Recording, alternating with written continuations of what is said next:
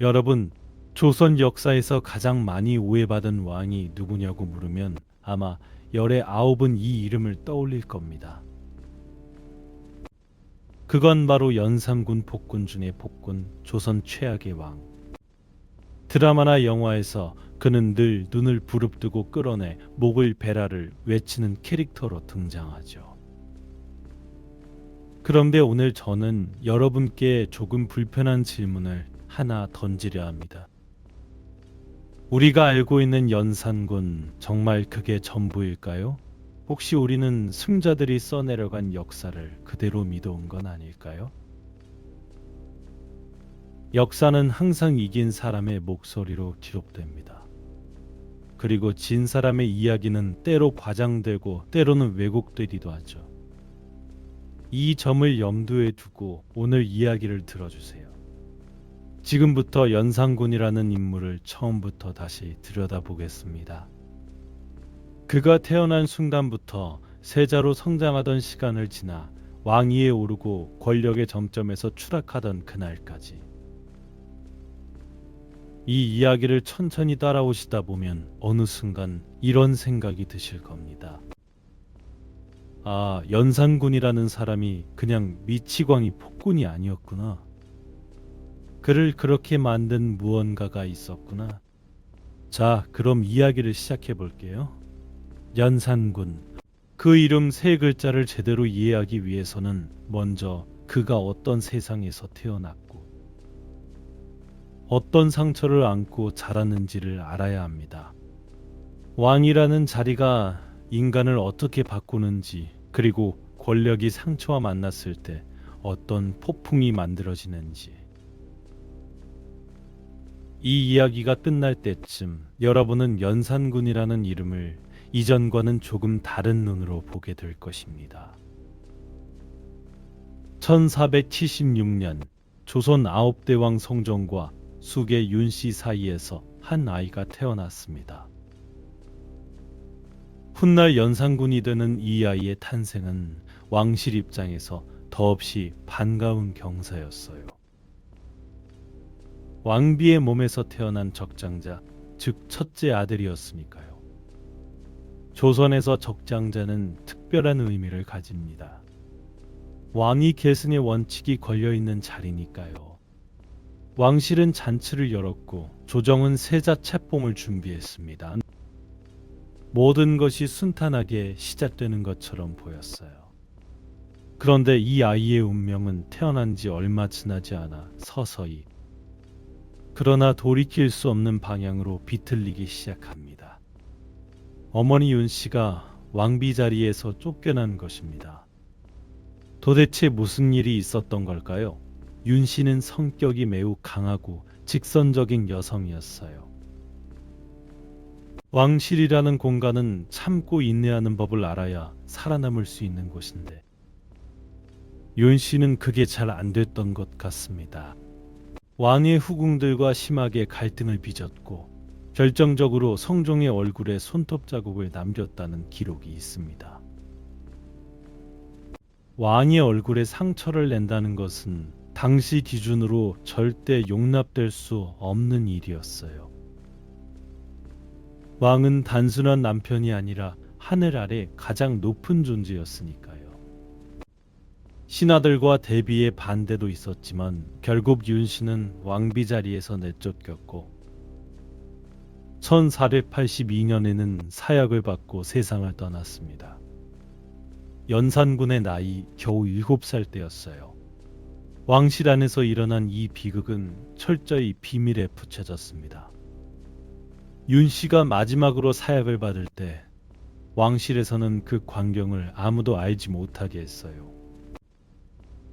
어린 세자는 어머니가 어디에 있는지도 몰랐고 어머니의 죽음을 공식적으로 알리는 일도 없었습니다. 그저 어느 날부터 어머니가 없는 삶이 시작됐을 뿐이에요. 이 침묵이 어린 연산군에게 얼마나 큰 상처였는지 우러가동했다. 우리는 그가 훗날 어떤 선택을 하는지를 보면 짐작할 수 있습니다. 그리고 또 한 가지 중요한 사실이 있어요. 성종은 신하들과 대비에 거듭된 요청으로 윤 씨에게 사약을 내렸는데 이후 자신의 결정을 후회했다는 기록이 있습니다. 성종 본인도 그 선택이 옳았는지 확신하지 못했던 거예요. 하지만 이미 쏟아진 물은 담을 수 없었습니다. 윤 씨는 세상을 떠났고 그 아들은 진실을 모른 채 자라고 있었습니다.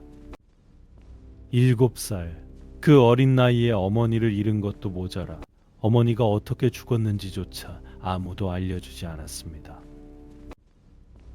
성종은 아들에게 진실을 숨겼어요. 어쩌면 어린아이를 보호하기 위한 결정이었을지도 모릅니다. 하지만 결과적으로 그 침묵은 아이의 마음에 영영 채워지지 않는 구멍을 남겼습니다.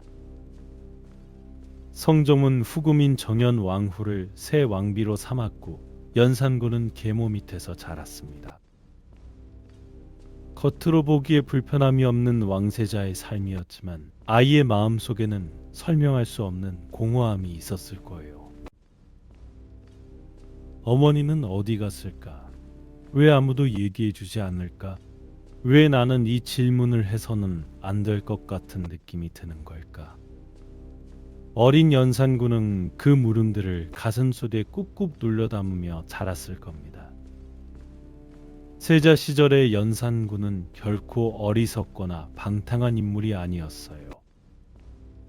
그는 꽤 총명했고 글씨도 잘 쓰고 시도 지을 줄 알았습니다. 왕세자로서 기본은 갖추고 있었어요. 다만 성격이 예민하고 감정 기복이 있었다는 기록은 남아 있어요. 어쩌면 당연한 일이었겠죠. 어머니 없이 자란 아이, 자신의 출생에 드리운 어두운 그림자를 어렴풋이 느끼며 살아온 세자. 그 내면에 무엇이 쌓이고 있었는지는 오직 그만이 알았을 겁니다. 왕세자라는 높은 자리에 있었지만 그는 분명 외로운 아이였습니다. 주변에는 스승과 시종들이 넘쳤지만 어머니처럼 무조건적인 사랑을 주는 사람은 없었어요. 계모인 정현 왕후가 연산군을 학대했다는 기록은 없지만 그렇다고 따뜻한 관계였다는 기록도 없습니다.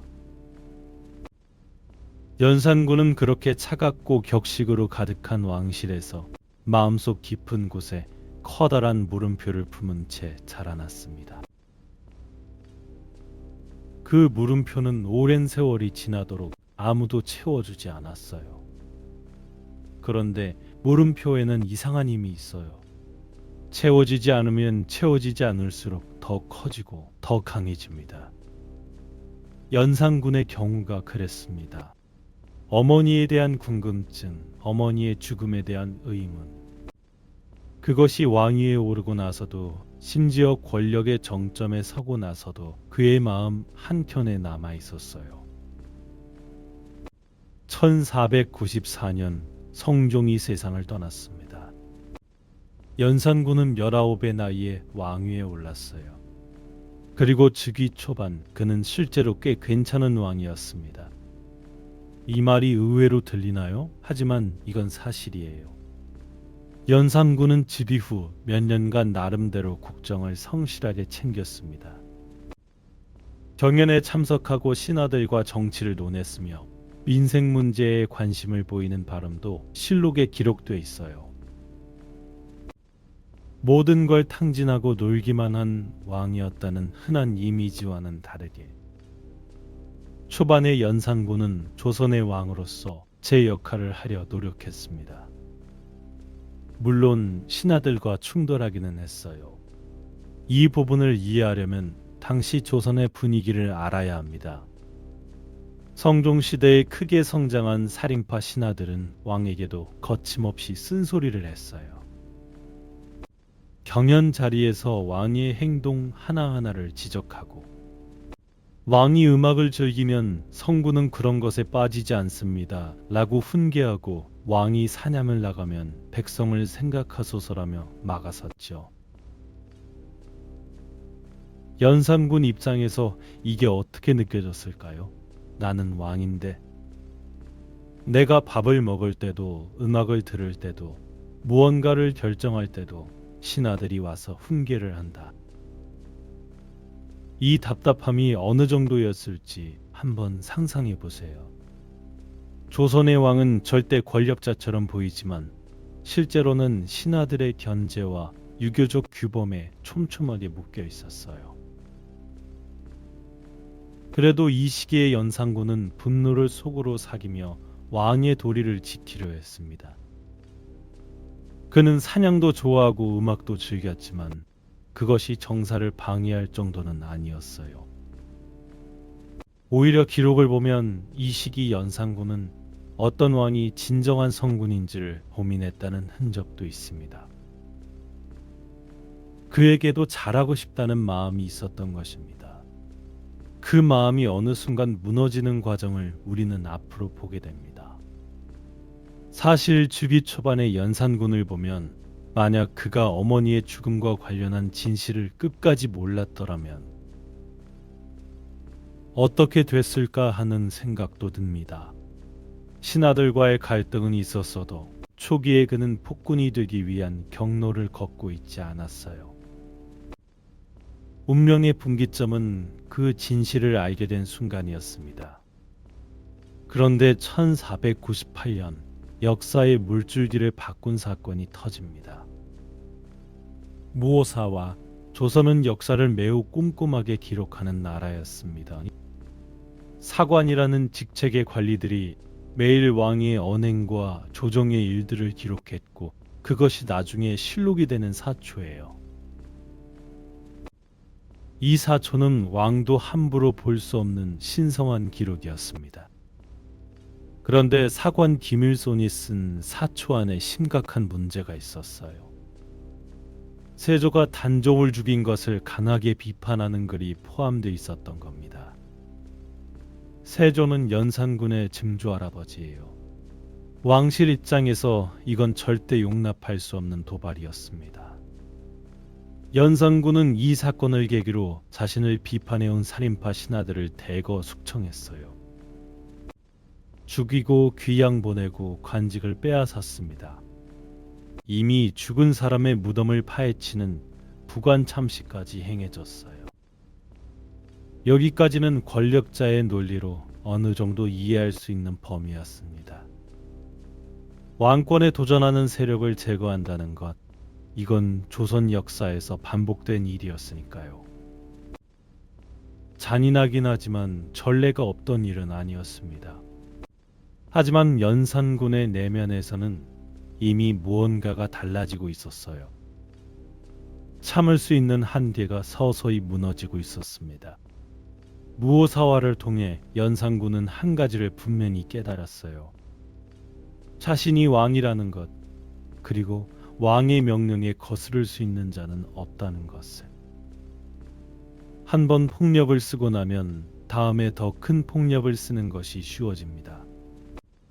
권력의 남용은 대부분 이렇게 조금씩 시작됩니다. 그리고 그 첫 단추가 잘못 띄워지는 순간을 우리는 바로 무오사화에서 찾을 수 있어요. 무오사화 이후 연산군은 달라졌습니다. 더 이상 신하들의 말에 귀 기울이려 하지 않았어요. 자신에게 반대하는 목소리는 무조건 위협으로 받아들이기 시작했습니다. 권력은 사람을 이렇게 바꾸기도 합니다. 아무도 자신을 막지 못한다는 것을 알게 됐을 때 그 권력이 어디로 흘러가는지 연산군의 이야기가 보여줍니다. 그리고 이로부터 6년 후 1504년에 일어난 갑자사화는 전혀 다른 차원이었습니다. 연산군은 드디어 자신이 평생 알고 싶었던 진실을 마주하게 됩니다. 어머니 패비윤 씨가 어떻게 죽었는지를. 누군가가 연산군에게 어머니의 죽음에 대해 상세히 알려줬어요.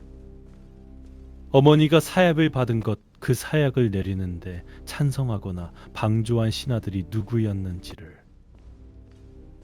연산군은 어머니가 사약을 마시고 죽을 때 토한 피가 묻은 적삼을 직접 보게 됩니다. 핏빛으로 물든 그 옷 한 벌. 왕이 된 아들이 어머니의 마지막을 그렇게 마주한 겁니다. 어머니의 죽음을 오랜 세월 모른 채 살아온 사람이 왕이 된 이후에야 그 진실을 알게 됐습니다. 그것도 피로 물든 옷을 눈앞에 두고서. 그 순간 연산군의 내면에서 무언가가 완전히 부서졌습니다. 어쩌면 그것은 이성이었을 수도 있고 어쩌면 그나마 버티고 있던 마지막 균형이었을 수도 있어요. 어머니의 죽음이 억울하다는 그 감정 자체를 잘못됐다고 말하기는 어렵습니다. 하지만 그 감정이 폭주하는 방식이 문제였어요. 어머니의 죽음에 찬성표를 던진 신하들은 처형됐습니다. 이미 죽은 사람들까지 무덤에서 끄집어내 부관 참시를 명했어요. 살아있는 관련자들은 처형됐고 그 가족들도 연좌되어 화를 입었습니다. 어머니의 죽음에 반대하지 않았다는 이유만으로도 사람들이 끌려가 죽었어요. 이것이 갑자사화입니다. 조선 역사에서 가장 참혹한 숙청 중 하나로 기록되는 이 사건으로 수많은 신하와 그 가족들이 목숨을 잃었습니다. 연산군은 악인으로 태어난 것이 아니었어요. 그는 깊은 상처를 안고 살아온 사람이었고 그 상처가 결국 왕이라는 절대 권력과 만나 폭발한 것이었습니다. 물론 이것이 그의 행동을 정당화할 수는 없어요. 수많은 사람이 그의 명령으로 억울하게 죽었고 그 피해는 너무나 컸습니다. 하지만 이해와 용납은 다른 문제입니다. 우리는 그를 용납할 수는 없지만 그가 왜 그렇게 됐는지는 이해해 볼 수 있어요. 그 이해가 바로 역사를 깊이 읽는 출발점입니다. 그리고 이 이해는 단순히 연산군 개인에 대한 것만이 아닙니다. 우리 주변에서도 아주 다른 형태로 비슷한 패턴을 볼 수 있어요. 어린 시절의 상처가 어른이 되어 폭발하는 것. 권력이 그 폭발에 기름을 붓는 것. 그것을 막아줄 시스템이 없을 때 얼마나 큰 피해가 생기는지. 연산군의 이야기는 조선시대에만 국한된 이야기가 아닙니다. 갑자사화 이후 연산군의 통치는 급속도로 무너지기 시작합니다. 그는 성균관을 놀이터와 연회장으로 만들어버렸어요. 유교 사회에서 성균관은 학문의 성지 같은 공간인데 거기서 잔치를 벌이고 기생을 불러들인 겁니다. 전국에서 미녀를 선발해 흥청이라는 이름의 여학단을 만들었고 이 흥청들을 데리고 나날이 연애를 즐겼어요. 흥청망청이라는 말이 바로 여기서 나왔습니다. 나라가 흥청거리다 망했다는 뜻으로 지금도 우리가 일상에서 쓰는 그 표현이 연산군 시대의 기억을 고스란히 담고 있습니다. 신하들이 간언을 올리면 그 신하를 처벌했어요. 한글로 왕을 비방하는 내용이 적힌 쪽지가 곳곳에서 나돌자 한글 사용 자체를 금지하기도 했습니다. 세종대왕이 백성을 위해 만든 문자를 연산군이 금지한 겁니다. 그 아이러니가 씁쓸하기 그지없어요. 사냥을 즐기기 위해 도성박 민가를 철거하고 그 자리를 사냥터로 삼았으며 집을 잃은 백성들이 길거리로 내몰려도 아랑곳하지 않았어요. 왕을 견제해야 할 사단원, 사헌부, 홍문관 등의 3사도 연산군 앞에선 무력했습니다. 간언을 올리는 신하를 처형하거나 유배보냈고 3사의 기능을 사실상 정지시켰어요. 왕 한 사람이 마음먹으면 모든 전제장치를 무너뜨릴 수 있었던 구조. 이것이 결국 나라 전체를 뒤흔들었습니다. 연산군의 폭정은 개인의 광기만의 문제가 아니었어요. 그것은 시스템의 실패이기도 했습니다. 왕 한 사람이 모든 것을 결정할 수 있고 그를 막을 수 있는 안전장치가 충분하지 않다면 언제든 이런 일이 반복될 수 있어요.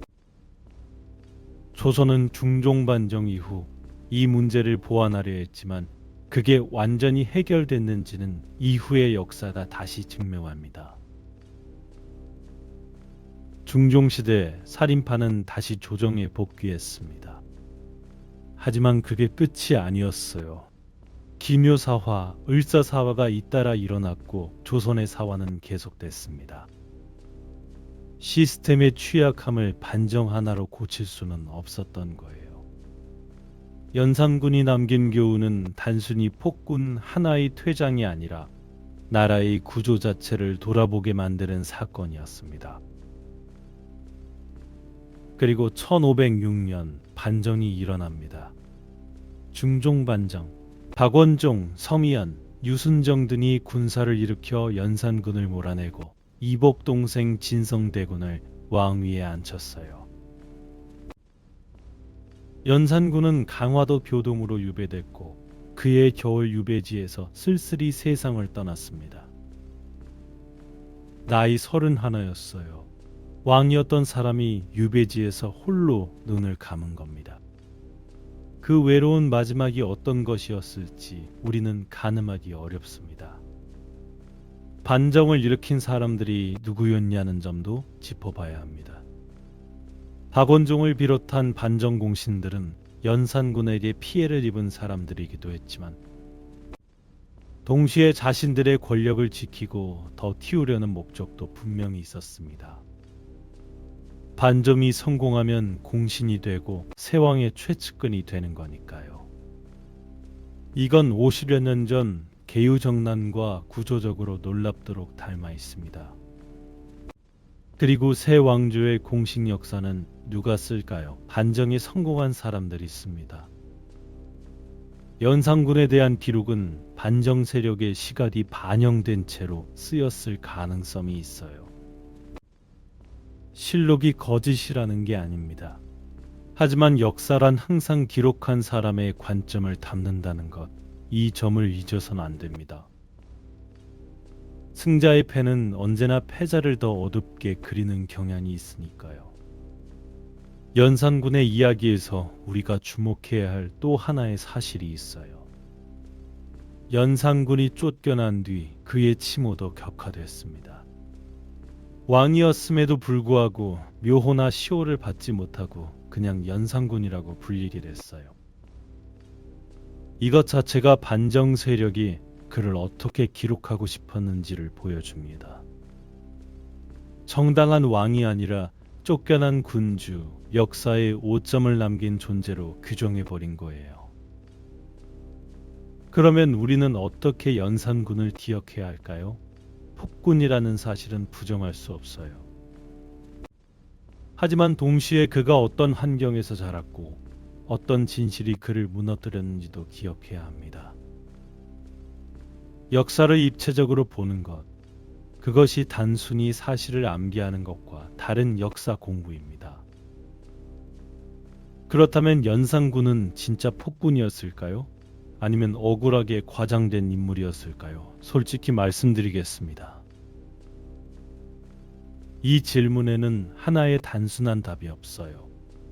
연산군이 저지른 일들은 부정할 수 없는 사실입니다. 무오사화와 갑자사화에서 수많은 사람이 억울하게 목숨을 잃었고 백성들의 삶의 터전이 무너졌으며 나라의 언로가 막혀 조선이 제 기능을 잃었어요. 이건 명백합니다. 하지만 동시에 연산군은 처음부터 폭군이 아니었습니다. 그를 그렇게 만든 구조가 있었어요. 어머니의 비극적인 죽음과 그 진실을 오랜 세월 감춰온 왕실, 매일 훈계를 늘어놓는 신하들과의 끝없는 갈등, 자신을 진심으로 이해해주는 사람 하나 없던 깊은 고독감, 이 모든 것들이 쌓이고 쌓여서 결국 폭발했을 때 우리는 그것을 단순히 그의 악함으로만 설명할 수 있을까요? 역사는 종종 복잡한 사람을 단순한 캐릭터로 만들어 버립니다. 연산군은 폭군이었다. 끝. 하지만 역사를 제대로 읽는다는 것은 그 단순한 딱지 너머를 들여다보는 일입니다. 연산군의 이야기는 우리에게 여러 가지를 묻습니다. 권력을 가진 사람의 내면의 상처가 어떻게 세상을 향한 폭력이 되는지, 왕을 견제하는 시스템이 무너졌을 때 나라 전체가 어디로 가는지, 그리고 역사를 기록하는 사람이 누구냐에 따라 진실이 얼마나 다르게 쓰일 수 있는지. 연산군은 조선의 가장 어두운 왕이었습니다.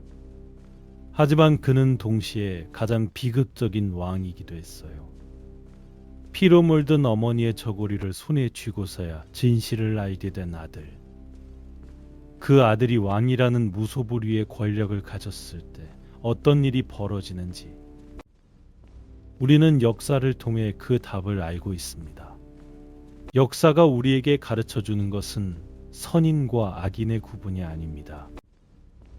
어떤 구조와 환경이 인간을 어디로 데려가는가, 그것을 보는 눈을 키우는 것. 그게 역사를 읽는 진짜 이유입니다. 오늘 연산군 이야기 어떠셨나요? 폭군이라는 두 글자 뒤에 숨겨진 한 인간의 이야기. 그를 단죄하기 전에 한 번쯤 그의 자리에 서보는 것. 그것이 역사와 제대로 마주하는 방법이 아닐까요? 31의 나이에 유배지에서 홀로 눈을 감은 그 남자. 왕이었지만 왕답지 못했고 아들이었지만 어머니의 마지막을 지키지 못했으며 인간이었지만 인간다움을 잃어버린 그 삶. 연산군이라는 이름 석자는 조선 역사에서 영원히 지워지지 않을 것입니다. 다만 우리가 그 이름을 어떻게 읽느냐는 달라질 수 있어요. 폭군이라는 낙인 하나로 끝낼 것인지, 아니면 그 낙인 뒤에 숨겨진 한 인간의 비극을 함께 볼 것인지. 그 선택은 이 이야기를 듣는 여러분의 몫입니다. 그리고 마지막으로 이런 상상을 한번 해보세요. 맺다. 만약 어린 연산군 곁에 진심으로 그를 이해해주는 어른이 한 명이라도 있었다면 어땠을까요? 어머니의 죽음을 적절한 시기에 알려주고 그 슬픔을 함께 감내해줄 수 있는 사람이 있었다면, 아니면 신하들이 왕을 훈계하는 방식이 조금 더 존중을 담은 방식이었다면, 어쩌면 역사는 달라졌을지도 모릅니다. 물론 가정의 역사는 의미가 없다는 말도 있어요. 하지만 역사 속 인물들이 왜 그런 선택을 했는지를 탐구하다 보면 우리는 자연스럽게 현재를 돌아보게 됩니다. 지금 내 주변에 내가 무심코 지나쳤던 누군가의 상처가 있지는 않을까? 권력이 아닌 따뜻한 말 한마디가 누군가의 운명을 바꿀 수 있지는 않을까? 연산군의 이야기는 500년 전 조선에서 끝난 것이 아닙니다. 그것은 지금 이 순간에도 우리 주변 어딘가에서 조금 다른 형태로 이어지고 있습니다. 오늘도 함께 해주셔서 감사합니다. 다음 이야기에서는 또 다른 조선의 인물을 함께 들여다볼 예정입니다. 역사는 단순한 사건의 나열이 아니에요. 그 안에는 살아 숨쉬는 사람들의 이야기가 있고 그 사람들이 내린 선택이 있으며 그 선택이 빚어낸 세상이 있습니다. 저는 여러분과 함께 그 이야기들을 하나씩 들여다보고 싶습니다. 어제 배운 역사가 오늘의 우리에게 어떤 말을 건네는지 함께 귀 기울여보는 시간이 되기 바랍니다. 연산군이라는 이름 세 글자가 여러분 마음속에 단순한 폭군의 이름이 아닌 한 인간의 비극으로 조금은 다르게 남길 바랍니다. 상처받은 사람이 권력을 쥐었을 때 무슨 일이 일어나는지, 그리고 우리가 어떤 세상을 만들어가야 하는지. 연산군의 이야기는 그 질문을 우리에게 남기고 갑니다. 폭군도 피해자도 아닌 한 시대의 비극적인 인간으로서 그것이 오늘 우리가 연산군을 다시 읽는 이유입니다. 이상 조선 역사 이야기였습니다. 다음 편에서도 함께 해주세요. 감사합니다, 여러분.